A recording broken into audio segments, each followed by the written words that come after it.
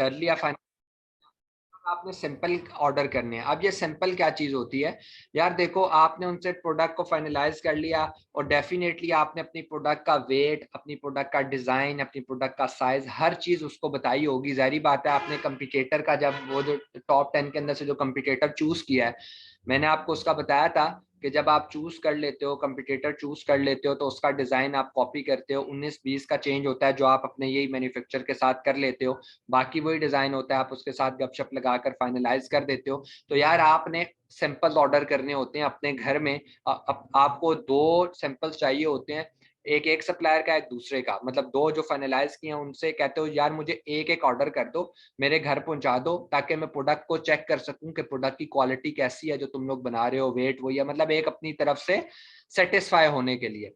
तो वो आपको कर देते हैं। लेकिन जाहिर बात है अगर आपकी $5 की प्रोडक्ट है, तो जब आप उसको करते हो, पाकिस्तान मंगवाते हो या इंडिया मंगवाओगे या दुबई मंगवाओगे, तो $5 की प्रोडक्ट आपको $70-80 में पड़ेगी, क्योंकि एक यूनिट अगर मंगवाते हो तो उसका कस्टम ज्यादा पड़ता है। अक्सर ये मैन्युफैक्चर कहते हैं भाई हम अपना प्रोडक्ट 0 यूनिट कर देंगे, ₹0 हम आपसे चार्ज करेंगे, फ्री का भेज देते हैं, जो कस्टम वगैरह वो आप पे करो, तब भी आपको $50 पड़ जाते हैं, $50-55 पड़ जाएंगे।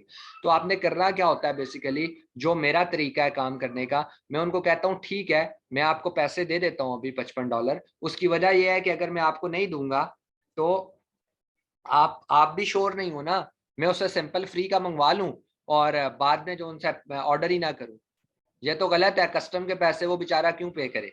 तो वो कहता है कि मैं उसके साथ ये डील बनाता हूँ, जब मेरी ये होती है, मैं क्या डील बनाता हूँ, मैं कहता हूँ यार ठीक है, मैं आपको सैंपल के $55 दे रहा हूँ, लेकिन आप मुझे परफॉर्मा इनवॉइस बनाकर दो, अपनी इनवॉइस बनाकर दो, अपनी कंपनी की स्टैंप मार कर दो, पीडीएफ की फाइल मुझे दो, जिसके ऊपर लिख कर दो मुझे अगर मैंने आपको इतने यूनिट्स, मतलब 500 यूनिट या 1000 यूनिट, जितने भी आपने ऑर्डर करने हैं, वो जब मैं करूंगा तो उसमें से $55 आप मुझे कम माइनस कर दोगे।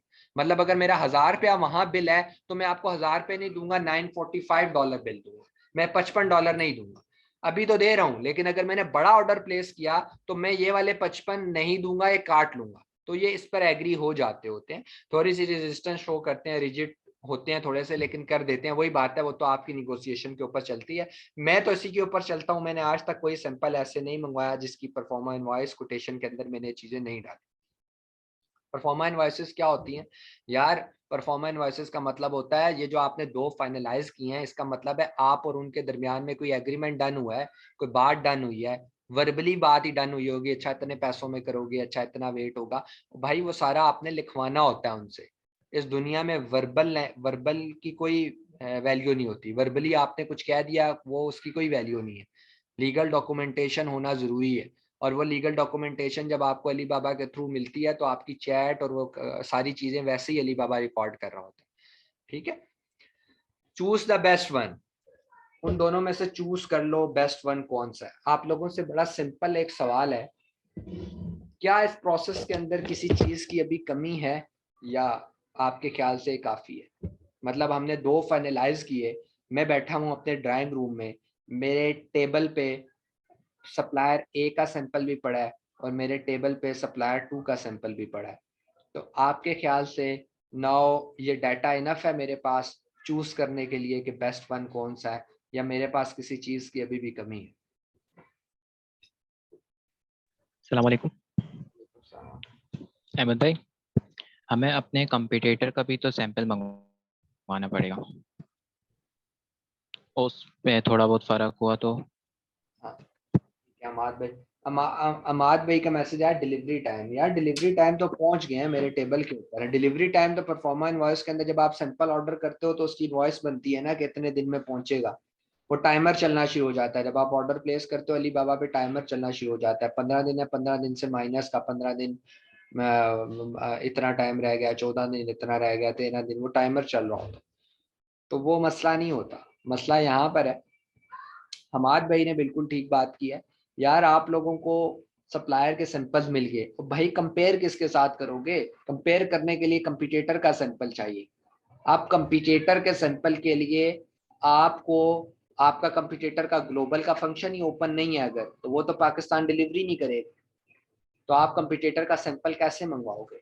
इसीलिए कहा जाता है कि जब आप इंडिविजुअली काम करते हो तो चीज़ें टैकल करना बहुत मुश्किल होता है। आपको इंडिविजुअली काम नहीं करना चाहिए। आपको जो काम है ना वो एक कंपनी के साथ मिलके करना चाहिए, या आप एक ग्रुप ऑफ पीपल बना लें, उनके साथ करना चाहिए। अकेले अमेज़न को हैंडल करना बहुत मुश्किल होता है।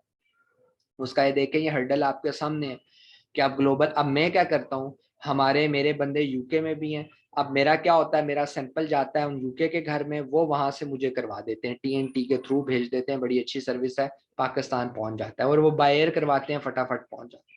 उसके बाद यूएसए में भी लोग हैं, वो भी सेम इसी तरह करते हैं, यूएई में भी हैं, वो भी सेम इसी तरह करते हैं।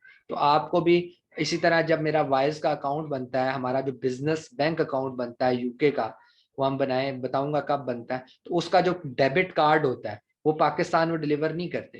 वो कहते हैं आउट ऑफ कंट्री क्यों डिलीवर करें भाई।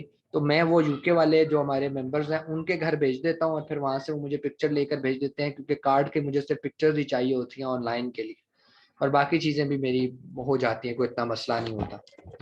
मतलब फिजिकल एटीएम तो पाकिस्तान में है ही नहीं ना, वाइज का एटीएम है पाकिस्तान में, तो जब एटीएम ही नहीं है, कोई ब्रांच ही नहीं है, तो उसका कार्ड मुझे सिर्फ चाहिए इंटरनेशनली ट्रांजैक्शन करने के लिए। तो इंटरनेशनल ट्रांजैक्शन के लिए मुझे वाइज का कार्ड नंबर चाहिए। हेलो, अस्सलाम वालेकुम सर। जी जी। सर, ये वॉइस का जो कार्ड है, मैंने वॉइस अकाउंट बनाया था, मेरे दोस्त ने मेरे लिए बनाया था। हमने फिर कार्ड के लिए अप्लाई किया, वो पाकिस्तान डिलीवर हो गया, अभी आया है मेरे पास, पाकिस्तान में पड़ा हुआ है। मेरे भाई के साथ पड़ा है, मैं तो यही में हूँ, लेकिन वो कार्ड पड़ा है अभी।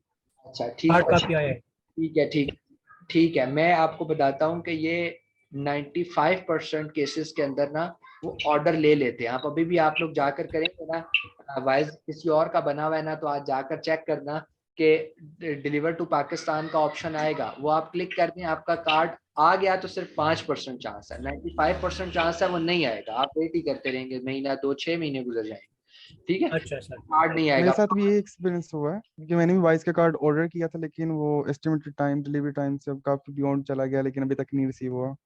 हाँ मुदस्सिर भाई, मैं यही कह रहा हूँ कि वो 95% केसेस में ऐसा ही है।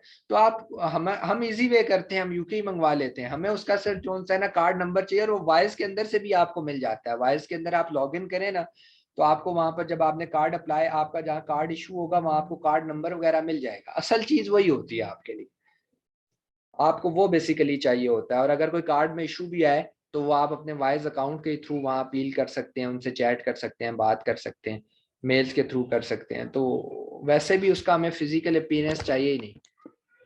तो लेकिन कार्ड इशू करवाना इसलिए ज़रूरी होता है क्योंकि हमें वो कार्ड तो चाहिए ना, उसका नंबर चाहिए। किस तरीके से होता है मैं आपको बताता हूँ। अब हमारी अली बाबा की जितनी पेमेंट्स होती हैं, हम लोग क्या करते हैं, देखें अगर हमारे अमेजोन का पे आउट आ रहा है वाइज के अंदर, तो यार अब मैं वाइज से अगर पाकिस्तान में मंगवाऊंगा तो बीच में पाकिस्तानी बैंक आ जाएगा, वो अपनी अपनी कुछ फीस काटेगा, वाइज की अपनी 2% या 1.5% फीस है वो काट लेगा।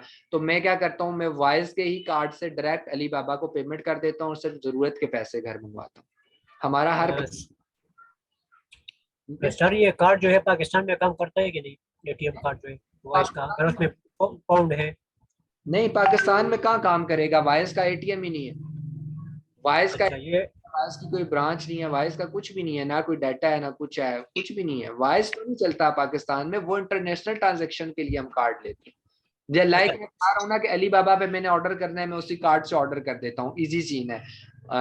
हमारा हर क्लाइंट ऐसे ही करता है, हर क्लाइंट।